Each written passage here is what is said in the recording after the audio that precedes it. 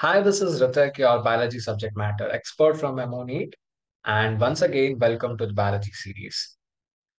So, in the previous classes, right, we have actually learned about living world and biological classification. So, in biological classification, we got to know where exactly this kingdom plant kingdom they belongs to, and later on we have studied separately about the plant kingdom, how they are being classified based on their structure, based on its organization, based on their reproductive nature, right?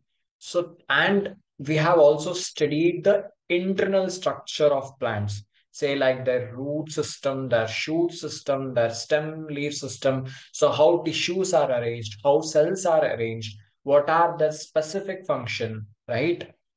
Today we will be concentrating on the morphology. So we have studied the anatomy, and now we are going to concentrate on the morphology of the flowering plant. Okay.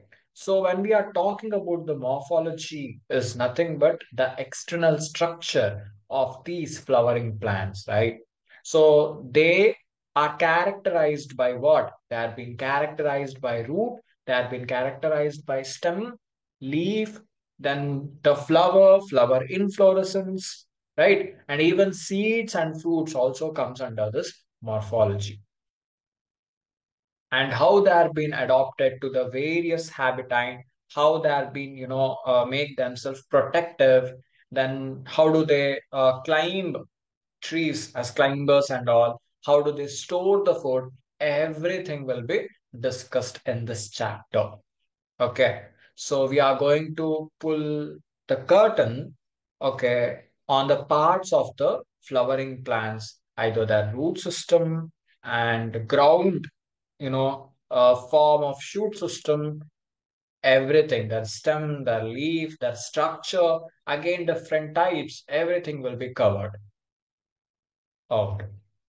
So moving on to the very first, that is basement.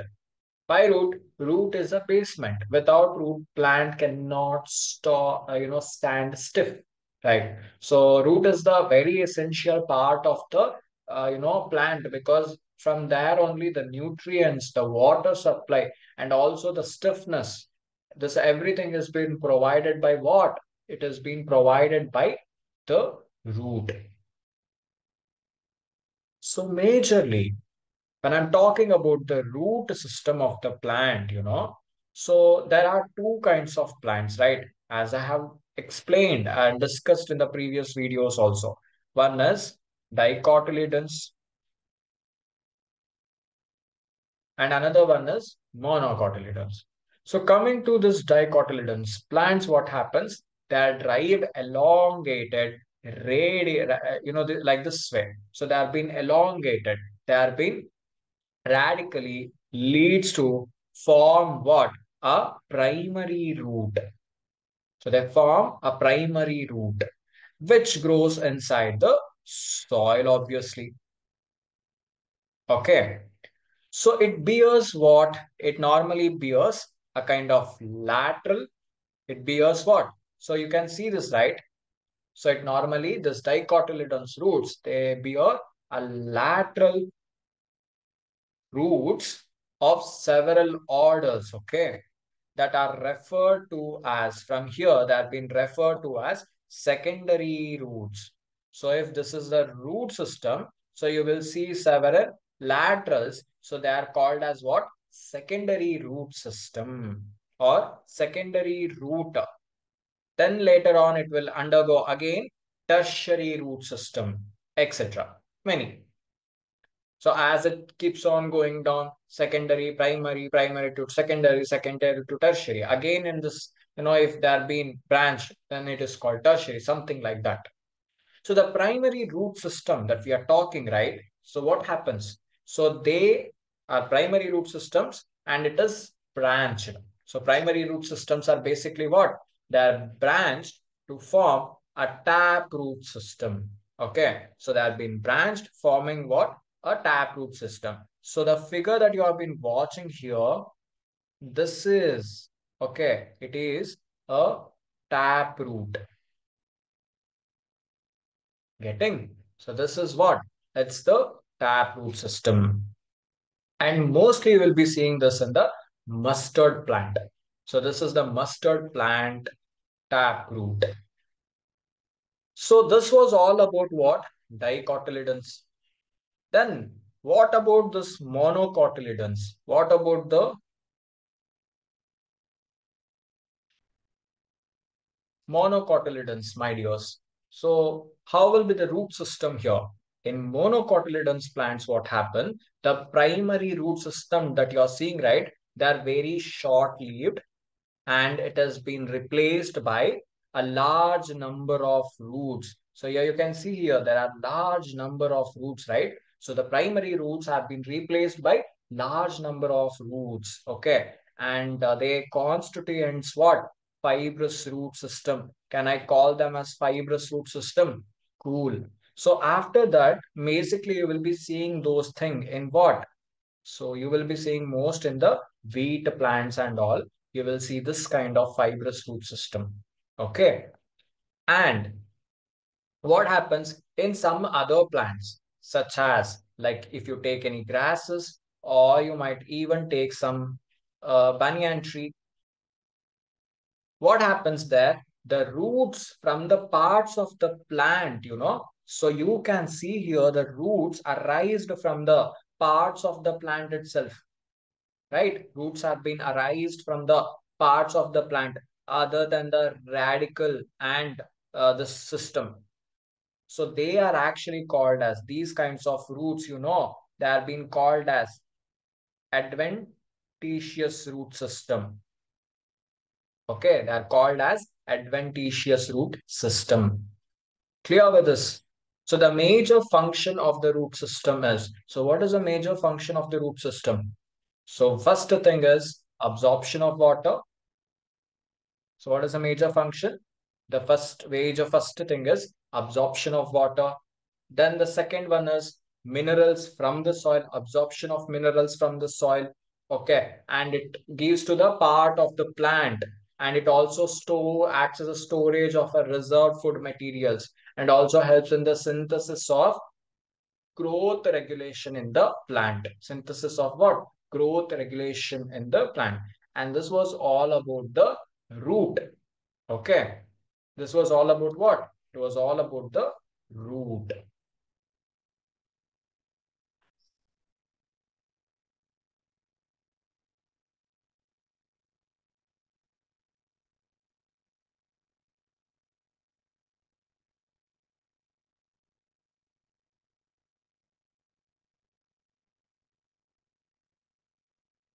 Looking after that. So the next one is the region of root, like in the root. Okay. So what are the regions and how the growth takes place? That is what we are going to concentrate. So as you can see in this figure, the root is actually covered at one is apex, right? By a thimble-like structure, which is actually called as root cap. So what happens here? So this actually protects the tender apex of this root. Okay, this root, it normally protects the tender apex of this root and it makes the way very easier in the soil. Say like if it is a soil, right? The root cap will help the root to penetrate deeper and makes it easier way to penetrate even in deeper in the soil. So this is first important thing of the root cap. And a few millimeters above, that means above this, sorry, what just happened? Yeah, above the root cap, as you can see, sorry, yeah, above this root cap, okay, you will find a region of meristematic activity. So what is this region of meristematic activity? Here, the cells which are present or cells of this region, right? They are normally very small. This is one point. So they are actually what? They are very small, thin walled and with dense population. That is more population. They are present with more population. So in this region, you will actually see the division is very rapidly. Division is very rapidly. That cells division happens very rapidly. This is one more important thing. And here the elongation. After this region, above this region, you will see a region of elongation. So what is this region of elongation now? The cells in the region of elongation, right? They are a zone gradually, they basically they differentiate. So what happens? So they differentiate the cells that differentiate, and normally they gets what? Matured. So where they normally the cells they matured. Say like if this is a base, a root has came. So now what is happening? There is in the tip of the region you have root cap. So here there is a cell called meristematic activities are happening. The cells is gradually dividing and it is moving. So what happens? This region they will be elongated obviously, and once it is elongated above this region, this particular region, now it is called a matured region. So that region is actually called as what now? So I can call this region to be a region of maturation. From this region, some of the epidermal cells, they form a very thin, they normally form what? They form a very thin thread-like structure, which I can call as root hairs. Okay, so this epidermal cells they form a thin thread-like structure called root hairs, and these root hairs, they absorb water and minerals from the soil. So this is all about the roots and the regions of what? Roots. So after root, so what is the next region that we see in the upper part? Obviously the stem. So the stem is actually, when I'm talking about a stem, right? It is what? It is actually accidenting part of the axial bearing branches. That means that's a part where it bears what? Branches such as then it also bears leaves, flowers, and also what? It also bears the fruit. So coming to its development, my dears. So what happens in the development? It develops from a plumule of the embryo of the germinating seed. So when a seed is germinating, so if the seed is germinating, right? So what happens? The plumule of this embryo from there, this stem is developed and it bears what? Nodes and internodes. This is very important thing. So the next very important thing is the region of the stem where normally leaves are being there, or the from the stem where the leaves are born, right? They are called nodules. Okay. They are called, sorry, not nodules, sorry, nodes. They are called as what? Nodes. While there is also an internodes, they are present portions between two nodes. Okay. That means the stem bears bud, which may be terminal or axillary. And what is the color of stem? Green in color when they are young, and later often, the stem might become woody in color or dark brown in color. This is also very important point. Next, the major function of the stem is it helps in the spreading out of the branches, bearing leaves, flowers, and fruits. And it also helps in conduction of the water, minerals, photosynthesis.